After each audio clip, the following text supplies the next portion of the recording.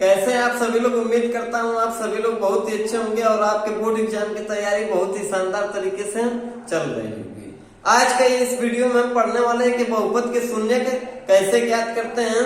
ये most important topic है क्योंकि बोर्ड एग्जाम में यह जरूर ही कहीं न कहीं 4 नंबर का पूछ लिया जाता है कि बहुपद के शून्य कैसे ज्ञात करें। ठीक, जब बहुपद की शून्य की बात आती है तो सबसे पहले हम एक बहुपद ले लेते हैं।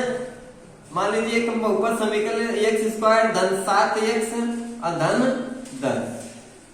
इस तरीके से हम द्विघात समीकरण ले लिए हैं। इस बहुपद का शून्य हमें ज्ञात करना हो तो सबसे पहले हमें क्या कर देना है, बराबर 0 लगा देना है। ठीक, अब इसको हम हल करते हैं। देखिए सबसे पहले दिया x² धन 7x धन 10।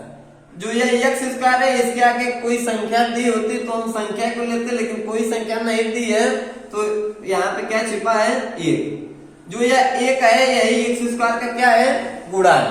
तो यह जो हमारा एक गुणांक है, इस गुणांक को इस अचर पद में क्या करते हैं, गुणा। जो हमारा यह 10 क्या है, अचर पद है, इस x² के गुणांक से हम 10 में क्या करेंगे, गुणा। जब हम 1 से 10 में गुणा करेंगे तो हमारा आ जाएगा 10 एकम 10। जब हमारा 10 आ जाएगा तो हमको इसको तोड़ना है। इस तरीके से फैक्टर के रूप में, भाज्य गुणनखंड के रूप में तोड़ देंगे। 10 को 2 पचे 10 और 5 एकम 5। ये हमारा हो गया कि 2 गुणे 5 बराबर 10। अब यहीं पे हमें समझना है कि ये जो हमारा 10 दिया है, दो पदों के गुणनफल से 10 प्राप्त आए और जोड़ने से ये बीच में प्लस है तो जोड़ने से माइनस रहता तो घटाने से इन दोनों के गुणनफल को जोड़ने से हमें कितना प्राप्त करना है, 7। ये जो दो संख्याएं हैं इसको हम गुणा कर दिए तो गुणा करने पर आसानी से 2 बचे 10 और 2 और 5 को जब हम जोड़ देंगे तो हमें क्या प्राप्त होगा, 7। तो हमारे कहने का तात्पर्य है कि हमारा ये 2 फैक्टर मिल गया, 2 और 5। तो हमें क्या करना है, एक फैक्टर हमारा हो गया 2x और दूसरा फैक्टर हमारा हो गया 5x। तो इस तरीके से हमें जो 2 फैक्टर मिले हैं इसको 7x को हम आसानी से तोड़ सकते हैं। यहाँ पे हम इसको लिख सकते हैं कि x², ये जो 7x है इसको हम 2 रूप में तोड़ सकते हैं। पहला है 2x और प्लस, दूसरा है 5x और प्लस 10 और बराबर क्या लगा देना है, 0।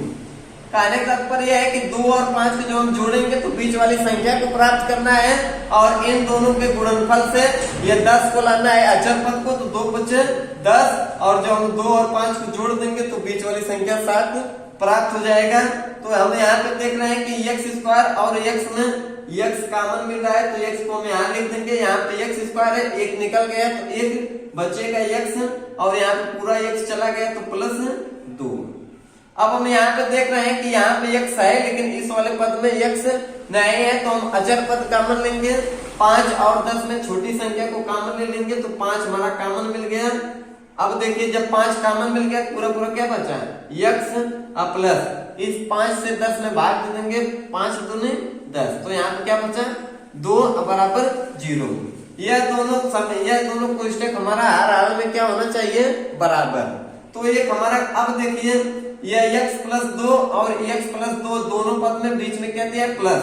तो x+2 और x+2 दोनों पद में है तो एक x+2 हमारा कॉमन मिल गया तो ये x+2 और दूसरा कोष्टक में बचा x+5। x+5 अब बराबर क्या हुआ, 0। 0 को हम क्या करेंगे, उतार लेंगे। तो ये जो 2 कोष्टक प्राप्त हुआ है, एक बार इसके बराबर 0 लगा देना है और एक बार इसके बराबर। तो लिख देते हैं कि x धन 2 बराबर 0 और एक हमारा x+5 बराबर 0। अब यही पे हमें देखना है कि अब हम यहाँ पे पक्षांतर कर देंगे। x बराबर ये +2 है, दाहिने तरफ में लेके जाएंगे तो ये हो जाएगा -2 और ये x बराबर ये +5 है, इसका भी पक्षांतर कर देंगे तो उधर ले जाएंगे -5।